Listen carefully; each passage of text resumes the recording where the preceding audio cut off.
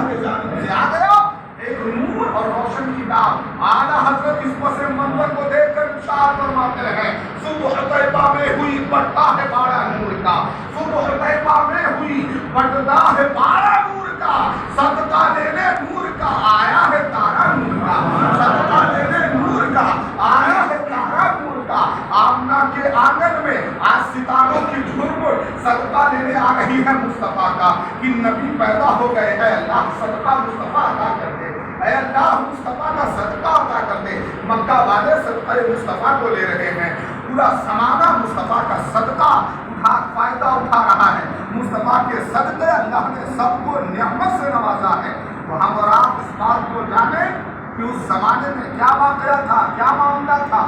معاملہ یہ تھا کہ جب کسی گھر میں کوئی بچہ پیدا ہوتا تو اس گھر کے بچے کی جو ہے پرورش، دودھ پلانے کی ذمہ داری جو مفلس قبائل ہوا کرتے تھے وہ ان کی خواتین آتی تھیں اور اجرت اچھی ملے اسی لیے اپنے گھر لے جاتی تھی، ان کی خدمت کرتی تھی۔ اس زمانے میں ایک قبیلہ سعد تھا جو ہے 12 گھاٹی دور مکہ سے تھا، 12 گھاٹی دور مکہ سے تھا، بیچ میں 12 گھاٹی پڑتے تھے۔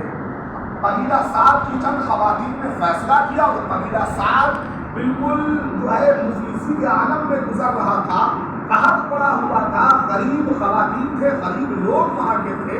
چند خواتین نے فیصلہ کیا مکہ میں بڑے بڑے گھرانے میں بچہ پیدا ہوا ہے، ہمیں چلنا چاہیے، بچوں کو لے کے خدمت کریں گے، اجرت اچھی ملے گی، ہمیں مال و زر ملے گا۔ ساری خواتین گئی حلیمہ سعدیہ کے پاس، اے حلیمہ سعدیہ تمہیں بھی چلنا ہے۔ حضرت حلیمہ سعدیہ نے کہا میری سواری جو ہے بڑی کمزور ہے، بڑی کمزور ہے، وہ جا نہیں سکے گی اور میں فاقہ کشی کر رہی ہوں، میں کیسے جا پاؤں گی۔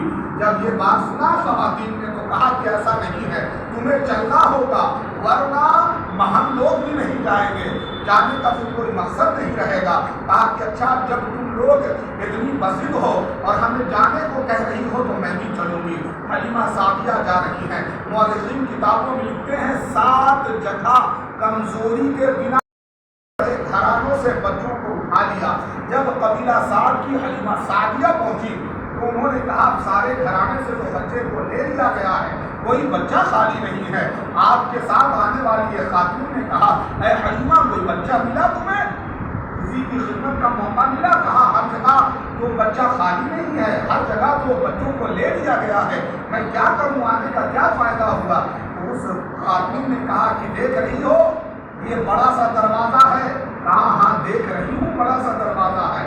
کہا یہ بڑا سا دروازہ کسی اور کا نہیں ہے، سردار قریش عبد المطلب کا ہے، اور آپ کے گھر ایک حسین و جمیل ہیں، بڑے پیارے ہیں، بڑے نرالے ہیں، آپ کی مدحت ساری خواتین بیان کر رہی ہیں، مکہ کے جس گھر میں چلے جاؤ آپ ہی کی تعریف بیان کی جا رہی ہے، بڑے پیارے ہیں، ان کا چہرہ ایسا ہے، ان کا چہرہ ویسا ہے، ایسی چمک ہے، ایسی خوشبو ہے، ایسی بات ہے۔ کہا کہ اچھا لیے چلو سردار قریش کے پاس۔ اس خاتون نے آپ کو وہاں وہ خاتون لے گئی سردار قریش کے پاس۔ سردار قریش نے بی بی آمنہ کے حجرے میں بھیج دیا کہ جاؤ ان کی والدہ بی بی آمنہ سے بات کرو۔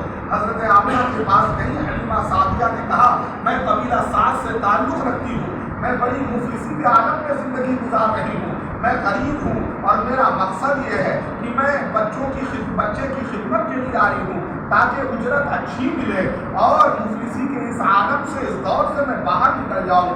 حضرت آمنہ کی آنکھوں میں آنسو آ جاتا ہے اور کہتی ہیں بی بی آمنہ اے حلیمہ ہے میری بہن، تم آئی تو تھی اس لیے کہ تمہیں مال و زر ملے گا، دولت ملے گی، لیکن اے حلیمہ سن لو یہ میرے جو پیارے بیٹے ہیں ان کی ولادت سے قبل ان کے والد گرامی کا وصال ہو گیا، تم جس مقصد سے آئی ہو تمہارا مقصد پورا نہیں ہوگا۔ کہا میں تو آئی تھی مال و زر کے لیے، لیکن جب سے میں نے ان کی تعریف سنی ہے ہر گھر میں بے قرار ہوں ان کے چہرے کا دیدار کے لیے، میں بے قرار ہوں ان کو دیکھنے کے لیے، میں بے قرار ہوں رخ زیبا کی زیارت کے لیے۔ بی بی آمنہ نے کہا اچھا ایسی بات ہے، چلو میں اپنے بیٹے کی زیارت کرواتی ہوں، چلو میں دکھاتی ہوں میرا بیٹا آرام فرما رہے ہیں۔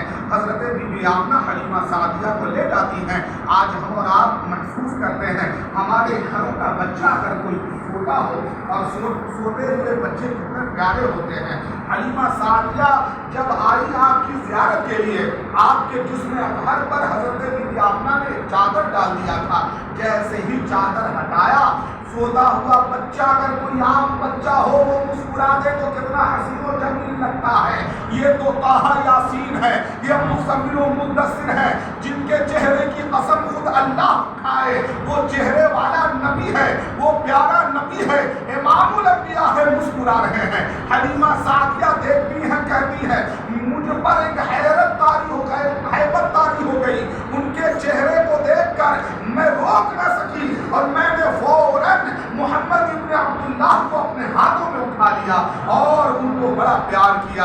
اسی پس منظر کو دیکھتے ہوئے اعلیٰ حضرت نے بڑا خوب شعر کہا ہے، ایک دم جو ہے شعر کہا ہے، اسی پس منظر کے مد مقابل کہا ہے کیا خوب امام اہل سنت نے. وہ کمال حسن حضور ہے، وہ کمال حسن حضور ہے کہ گمان نقص جہاں نہیں. یہی پھول ہے جو خار سے دور ہے، یہی شمع ہے کہ دھواں نہیں. ہمیں سمجھنا چاہیے آقا کی وہ صورت، آقا کی وہ سیرت، آقا کا وہ کردار، آقا کا وہ افکار، آقا کا وہ لائف اسٹائل، رہن سہن ہمیں ہر روز آنا ہے، سننا ہے.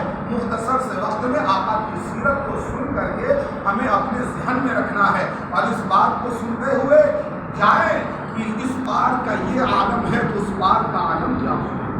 اس بات کو ذہن میں رکھیں. ابھی اعلان نبوت کی بات نہیں ہے، ابھی مذہب اسلام کے تبلیغ کی بات نہیں ہے.